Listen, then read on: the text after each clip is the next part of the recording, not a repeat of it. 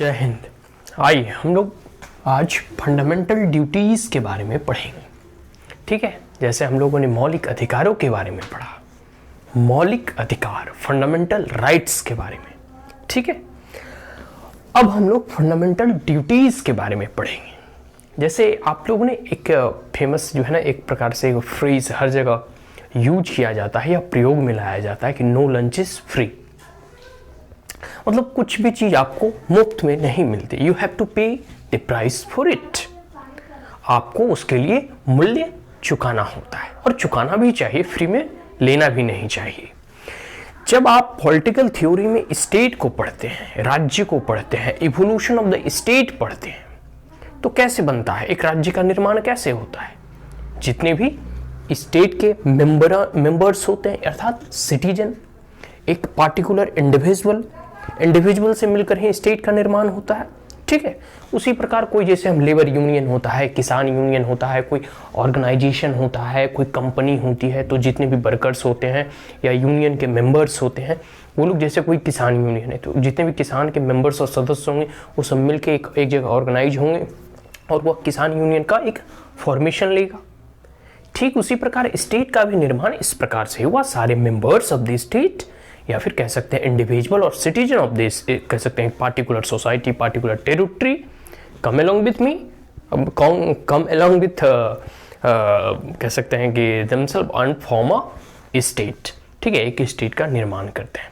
तो स्टेट का निर्माण करने के बाद सबसे पहली जो प्रश्न उठती है कि भाई स्टेट इतने पावरफुल है तो जब भी चाहे जिसे भी चाहे वो अपने पावर, अपनी शक्ति और सत्ता और शक्ति आने के बाद कुछ ही लोग होते हैं जिनके कह सकते हैं कि जिन्हें अहंकार नहीं होता। नहीं तो सत्ता मिलने के बाद, शक्ति आने के बाद उनमें अहंकार हो जाना या फिर सत्ता का नशा, शक्ति का एक कह सकते हैं कि अपना नशा होता, अपना रुतबा होता है। तो उसके आर्बिट्रेरीनेस को कंट्रोल करने के लिए हमने कुछ मौलिक अधिकार बनाए और जो दिया गया स्टेट के खिलाफ कि in that case if state is try to breach your fundamental right you can directly approach the Supreme Court. तो ये हमारे मौलिक अधिकार हैं। लेकिन मौलिक अधिकारों के साथ साथ हमें इस राष्ट्र के प्रति, इस देश के प्रति और कह सकते हैं इस स्टेट के प्रति, इस राज्य के प्रति हमारे कुछ कर्तव्य भी बनते हैं, हमारे कुछ दायित्व भी बनते हैं, हमारे कुछ फंडामेंटल ड्यूटीज भी जो है बनता है, जो हम एक एज सिटीजन के तौर पे, इस स्टेट के मेंबर के तौर पे हमें उस राज्य को और राज्य के प्रति हमारा दायित्व, हमारा जो कर्तव्य है, हमारा जो धर्म है उसे निभाना चाहिए। ठीक है, तो वही है फंडामेंटल ड्यूटीज, मौलिक कर्तव्य भी इसे कह सकते हैं। एक मिनट चल रही है, हाँ चल रहा है। फंडामेंटल ड्यूटीज मतलब कर्तव्य। ठीक है, धर्म एक व्यक्ति क्या, एक इंडिविजुअल का, एक सिटीजन का, उसके अपनी मातृभूमि के प्रति, उसका अपना राष्ट्र के प्रति, अपने स्टेट के प्रति उसका क्या कर्तव्य होना चाहिए, ड्यूटीज होना चाहिए। यही ड्यूटीज के बारे में यहाँ बात की जा रही है। ठीक है, तो फंडामेंटल ड्यूटीज जो कि फंडामेंटल इन नेचर है, जो एज ए कह सकते हैं सिटीजन ऑफ दिस कंट्री, उन्हें करना बहुत जरूरी चाहिए, ये आवश्यक है। मतलब कोई एक प्रकार से कह सकते हैं उस पर फोर्सफुली उसे नहीं करवा सकते, बल्कि उससे आप करवा सकते हैं या फिर उनसे करवाना चाहिए, उनको करना चाहिए। ठीक है, तो सबसे अगर ओरिजिनल कॉन्स्टिट्यूशन पढ़ेंगे ना तो ओरिजिनल कॉन्स्टिट्यूशन में कहीं भी फंडामेंटल ड्यूटीज का जिक्र नहीं है। जो मौलिक कर्तव्य हैं उसका जो ओरिजिनल कॉन्स्टिट्यूशन थे, जो हमारे कॉन्स्टिट्यूशन के फ्रेमर थे, उन्होंने कहीं भी कर्तव्यों के बारे में उल्लेख नहीं किया है। ठीक है, ये इंदिरा गांधी के पीरियड में या फिर ड्यूरिंग इमरजेंसी जो है यह मौलिक कर्तव्य जो है यहाँ पे आया इन 1976। ठीक है, तो 1976 में इमरजेंसी कह सकते हैं या फिर उस वक्त के राजनीतिक उथल पुथल में जो भी कह सकते हैं कि बहुत सारे ऐसे रिफॉर्म्स लाए गए और 42nd अमेंडमेंट और 44th अमेंडमेंट, एक प्रकार से 42nd अमेंडमेंट को तो मिनी कॉन्स्टिट्यूशन लोग कहते हैं, मतलब अपने आप में एक छोटा संविधान जिसमें कि बहुत सारे कॉन्स्टिट्यूशनल अमेंडमेंट, बहुत सारे ऐसे संवैधानिक संशोधन और परिवर्तन किए गए। ठीक है, तो वही है एडेड इन 1976। ठीक है, inspired by the constitution of USSR. देखिए यूएसएसआर जो पहले का जो यूएसएसआर था, अभी जो है रसिया है। ठीक है, अभी जो है वह रसिया है। तो मान सकते हैं कि रसिया के कॉन्स्टिट्यूशन से या इंस्पायरेशन लेता है, इंस्पायर्ड होता है। Is that clear? ठीक है। तो जितने भी socialist pattern of the society होते हैं ना, रसिया हालांकि कम्युनिस्ट है, लेकिन कम्युनिस्ट और सोशलिस्ट में बहुत सारे जो है आइडियोलॉजी अपने आप से आए हैं, socialist pattern of the society. तो बहुत सारे socialist pattern of the society की फिलॉसफी में जो बिलीव करते हैं, या फिर ऐसे देश जो सोशलिस्ट इन नेचर है, वो लोग जो है फंडामेंटल ड्यूटीज को जो है कह सकते हैं कि अपने कॉन्स्टिट्यूशन में समाहित करते हैं। लेकिन जो डेमोक्रेटिक नेशन है, एक्सेप्ट फ्रॉम इंडिया, मतलब अपवाद इंडिया के तौर पे, कोई भी ऐसे लोकतांत्रिक व्यवस्था, लोकतांत्रिक देश जो है कह सकते हैं कि जैसे ब्रिटेन हो गया, यूनाइटेड स्टेट हो गया, यूनाइटेड किंगडम हो गया, मतलब जो भी लोकतांत्रिक व्यवस्थाओं और मूल्यों पर आधारित राष्ट्र का निर्माण किया है, उन्होंने किसी ने भी जो है इस फंडामेंटल ड्यूटीज और कह सकते हैं मौलिक कर्तव्यों का जिक्र नहीं किया है, या अपने संविधान में वो समाहित नहीं किया है। ये क्लियर हो गया? तो ये यूएसएसआर से या फिर रसिया से इंस्पायर्ड है, उसके संविधान से इसे लिया गया है। ठीक है। और अदर किसी डेमोक्रेटिक नेशन के कॉन्स्टिट्यूशन में ये आपको देखने को नहीं मिलेगा। ओरिजिनल इंडिया के भी कॉन्स्टिट्यूशन में नहीं था, वो 42nd अमेंडमेंट में इसे संशोधित करके जो है इसे समाहित किया गया। ठीक है। एक कमेटी का गठन किया गया था, स्वरण सिंह कमेटी। ठीक है, स्वरण सिंह कमेटी, स्वरण सिंह जिसके चेयरमैन थे, तो उन्हीं के नाम से इस कमेटी का नाम स्वरण सिंह कमेटी हो गया। इन्हीं के रिकमेंडेशन में 1976 में जो है फंडामेंटल ड्यूटीज को जो है एज अ कांग्रेस की सरकार थी, तो कांग्रेस ने उसे एक्सेप्ट किया, थोड़ी बहुत माइनर जो है मॉडिफिकेशन के बाद। देखिए, कोई भी कमेटी रिकमेंडेशन देती है ना, तो एज इट इज उसे एक्सेप्ट सरकार नहीं करती, क्योंकि सरकार की अपनी भी एक आइडियोलॉजी होती है, अपनी भी विचारधारा होता है, अपनी भी बैकग्राउंड होता है, अपनी भी पास्ट होती है, और सरकार के जो लीडर्स होते हैं उसकी अपने भी कुछ रिकमेंडेशंस होते हैं, पब्लिक के ओपिनियन होते हैं। तो उस आधार पे 1976 को जो है आफ्टर सम मॉडिफिकेशन जो है वह एक्सेप्ट करती है। ठीक है। Recommended inclusion of separate chapter, और यही स्वरण सिंह कमेटी का एक रिकमेंडेशन आता है, इनका सुझाव आता है कि एक सेपरेट चैप्टर बनाया जाए, एक अलग से चैप्टर बनाया जाए जिसमें फंडामेंटल ड्यूटीज को जो है उसमें इंक्लूड किया जाए। ठीक है, फंडामेंटल ड्यूटीज को। And citizen become the conscious, एक प्रकार से कह सकते हैं ना कि देखो, जब आप अधिकारों की बात करते हैं, ठीक है, कोई भी व्यक्ति हो, जब किसी ऑर्गेनाइजेशन से, किसी कंपनी से कोई सैलरी लेता है, कोई अधिकार प्राप्त करता है, तो उसी वक्त उस कंपनी को वो अपने दायित्व और अपना ड्यूटी भी देता है। ठीक है। तो ठीक उसी प्रकार यह राष्ट्र है, यह स्टेट है, एक एक इंडिविजुअल, एक एक सिटीजन से मिलकर बना है। इन दैट केस अगर आप जो है इसमें मौलिक अधिकारों की बात करते हैं, तो वहाँ अपने दायित्वों और कर्तव्यों की भी बात करनी चाहिए। ठीक है। और अपने जो है दायित्व के और अपने कर्तव्य भी निभाने चाहिए। तो वही कहा जा रहा है कि आप जब फंडामेंटल, इनके ये स्वरण सिंह कमेटी का रिकमेंडेशन है कि जब आप फंडामेंटल ड्यूटीज को कॉन्स्टिट्यूशन में इंक्लूड करेंगे, तो उस वक्त इस ड्यूटीज को होने से सिटीजन एक प्रकार से कह सकते हैं अवेयर हो पाएंगे, सिटीजन यह जान पाएंगे कि हमारे कुछ इस राष्ट्र के प्रति दायित्व भी है। हम सिर्फ कर्तव्य की ही बात ना करूं, या फिर कह सकते हैं कि अपने अधिकारों के ही लेकर, देखते हो जो प्रोटेस्ट वगैरह होता है, आंदोलन वगैरह होता है, तो जितने भी लोग हैं फ्लैग मार्च लेके चलते हैं कि राइट टू प्रोटेस्ट हो गया, राइट टू असेंबल हो गया, या फिर राइट टू पीसफुल प्रोटेस्ट हो गया, या फिर फ्रीडम ऑफ एक्सप्रेशन हो गया, फ्रीडम ऑफ स्पीच हो गया।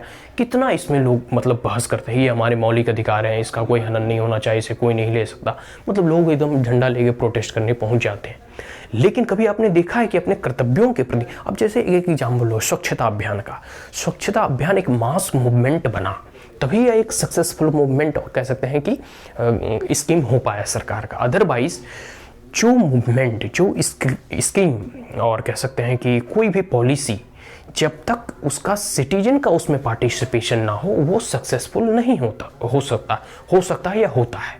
तो कोई भी स्कीम, कोई भी पॉलिसी, कोई भी कह सकते हैं कि नीति जो सरकार के द्वारा उठाई जाती है, कोई भी कदम जो सरकार के द्वारा लिया जाता है, उसमें citizen participation, citizen involvement necessary है, मस्ट है उस पॉलिसी, उस स्कीम के सक्सेसफुल होने के लिए।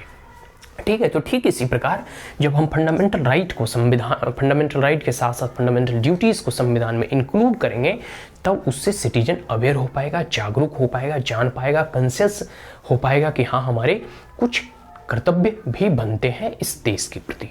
ठीक है। वही है रिकमेंडेड इंक्लूजन। ठीक है, पढ़ लिया। In addition to enjoyment of right, अपने अधिकारों को यूज करते करते, अपने अधिकारों का लाभ लेते लेते हम अपने दायित्वों के बारे में भी थोड़ा ख्याल रखें।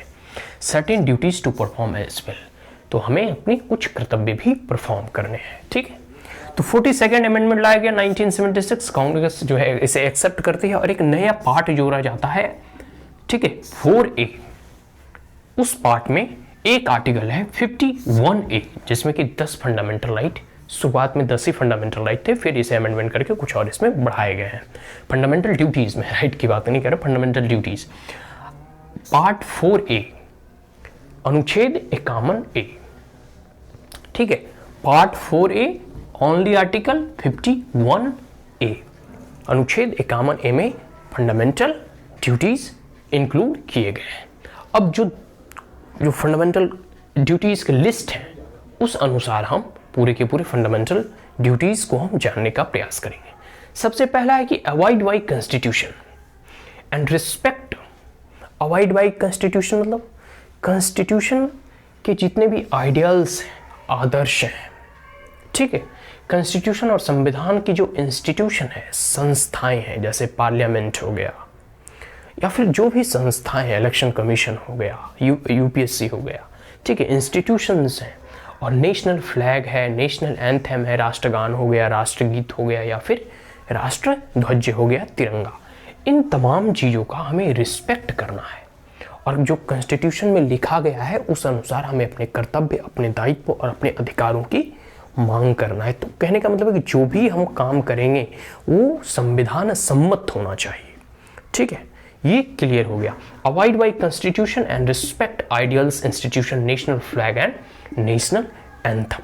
ये पहला जो है फंडामेंटल ड्यूटीज के तौर पे, एक मतलब मौलिक कर्तव्यों के तौर पे, एक कह सकते हैं कि एक संवैधानिक राष्ट्र में जहाँ की रूल ऑफ लॉ है, वहाँ स्वाभाविक सी बात है कि आपको यह कहा ही जाएगा कि आप संविधान के अनुसार ही चलें।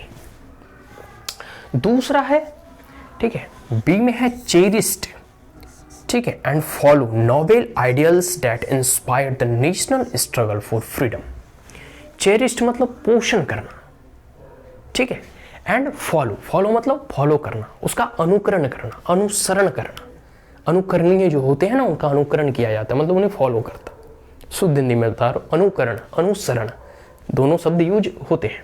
फॉलो करना जो नोबल आइडियाल्स हैं, जो कह सकते हैं कि आदर्श हैं, और जिस आदर्श के लिए, जिस एस्पायरेशन के लिए, जिस आइडिया ऑफ इंडिया के लिए जितने भी फ्रीडम स्ट्रगल या फ्रीडम फाइटर थे, स्वतंत्रता सेनानी, जो एक लंबा संघर्ष किया, अंग्रेजों के खिलाफ लड़ा, और उनकी जो महत्वाकांक्षाएं थी, जो ड्रीम थी कि आइडिया ऑफ इंडिया कैसा होना चाहिए, आने वाले भविष्य में जब हमारा राष्ट्र स्वतंत्र होगा तो हम अपने भारत का निर्माण किन मूल्यों पे आधारित जो है उसकी स्थापना करें, हमारा राष्ट्र कैसा होगा, हमारे राष्ट्र के लोग कैसे होंगे, उनके अधिकार कैसे जो है कितनी आसानी से दिए जाएंगे, उनके वेलफेयर्स के लिए क्या क्या कदम उठाए जाएंगे। तो वही बोला जा रहा है, cherish and follow the noble ideals that inspire the national struggle for freedom.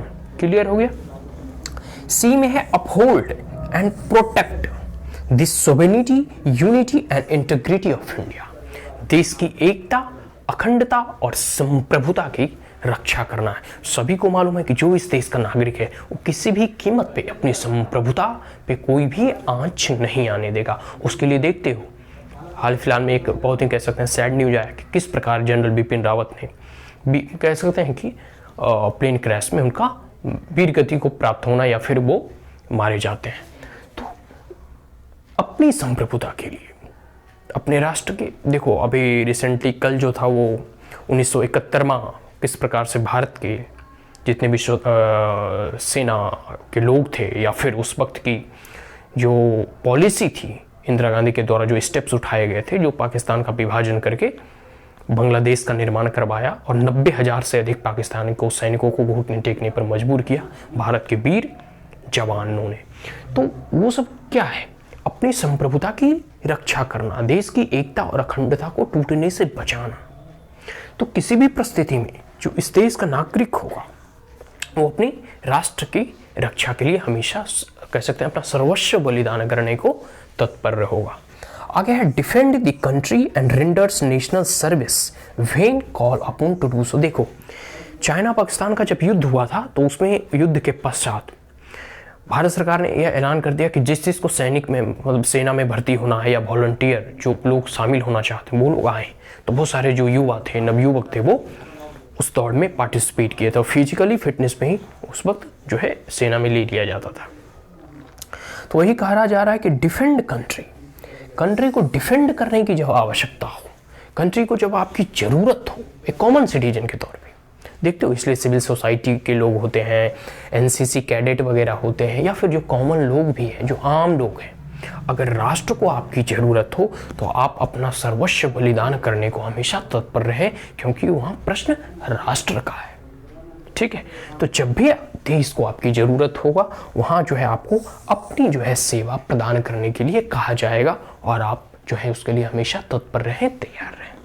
ठीक है, नेशनल सर्विस में called upon two do so, राष्ट्र ये ऐसी कोई सेवा। बहुत बार ऐसी सिचुएशन आती है, कोई पेंडेमिक आ जाता है, कोई त्रासदी आ जाती है, देखते हो आरएसएस के मेंबर्स वगैरह जो हैं वो चाहे कहीं भी फ्लड हो वहाँ लोग जाके वो उसकी सेवा करते हैं, उससे जो है मदद कर, या फिर कोई सिविल सोसाइटी के लोग होते हैं, कोई वॉलंटरी कोई ऑर्गेनाइजेशन होता है, कोई एनजीओ होता है, ठीक है, सेल्फ हेल्प ग्रुप होते हैं, बहुत सारे ऐसे संस्थाएं चलती रहती हैं, एनजीओ खासकर होता है, जो कि जो है कोई ऐसा क्रिटिकल सिचुएशन आ जाए, कहीं अर्थक्वेक आ जाए, कहीं सुनामी आ जाए, कहीं कोई बाढ़ आ जाए, तो वहाँ भोजन सामग्री, राहत सामग्री पहुँचाने का कार्य करती है। एक तो एनडीआरएफ की टीम होती है, डिजास्टर मैनेजमेंट होता है, वो अपना काम करेगा, वो सरकार की तरफ से काम करेगा, लेकिन वॉलंटियरी स्वेच्छा से जो है लोग जो है वहाँ से आके सेवा करना मतलब करना पसंद करते हैं, जिसके पास कह सकते हैं कि अवेलेबल रिसोर्सेज है वहाँ जाके डिस्ट्रीब्यूट करते हैं ताकि थोड़ी बहुत लोगों को राहत मिल सके। आगे E promote harmony and brotherhood. Harmony मतलब लोगों में एक प्रकार से भाईचारा, ब्रदरहुड वगैरह फैलाना है आपसी लोगों में, irrespective of the caste, class, creed, community, region, religion, ठीक है, सेक्स, जेंडर, सभी के अंतर्गत आपस में भाईचारा, प्रेम, सद्भावना बना रहे। इसके लिए ऐसे हमें जो है पूरे के पूरे भारतवासियों को एकता की नज़र में या फिर एक भाई समान मानना, यही है बंधुत्व और भाईचारे की बात कही जा रही है, जो एक सिटीजन का कर्तव्य भी है और दायित्व भी। And renounce practices derogatory to the dignity of women. और ऐसे कोई प्रैक्टिसेस हैं, ऐसे कोई आचार विचार, रीति रिवाज हैं जो कि एक महिलाओं के सम्मान के विपरीत जाता हो, उसकी गरिमा के खिलाफ जाता हो, तो उसे जो है हटा फेंकना है या उसे खत्म कर देना है। आगे value and preserve rich heritage of composite culture. जो आदर्श हैं, जो वैल्यूज हैं और जो है उसको हमें कह सकते हैं कि प्रिजर्व करना, उसे संरक्षित करना है, उसे कंजर्व करना है। ठीक है, जो रिच हमारा हेरिटेज है, जो हमारी सांस्कृतिक विरासत है, ठीक है, उसे हमें कंजर्व करना है, प्रिजर्व करना है और आने वाले भावी पीढ़ियों को उसे बताना है। एक प्रकार से कह सकते हैं कि अपनी गौरवशाली इतिहास से आने वाले न्यू जनरेशन को परिचित कराना है।